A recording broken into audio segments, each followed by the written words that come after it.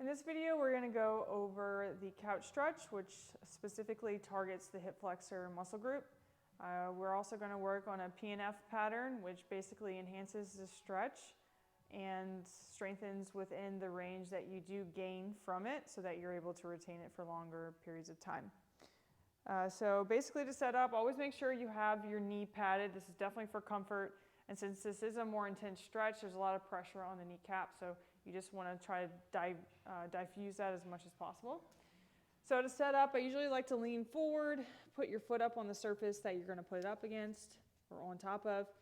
Forward leg is in this like 90-90 supported position.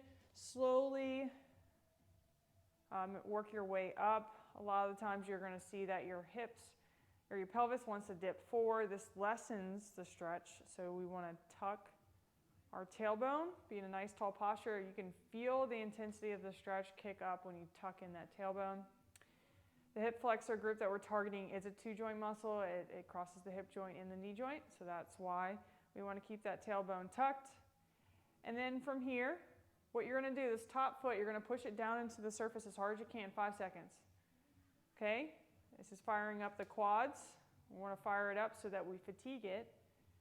And then, once you do that for 5 seconds, then it's okay to lift forward or lean forward slightly. You're going to lift up that foot from the surface. Hold that for 5 seconds, and then repeat. So 5 second down, 5 second up. Sometimes people do have hamstring cramps with this. If you do start to cramp up, just massage out the muscle.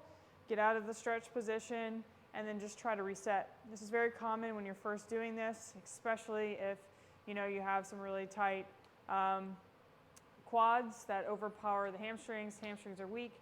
This will get better over time. Just keep practicing it, keep up with it, and just be patient with yourself. Work in a range that is doable for you, and then progress over time.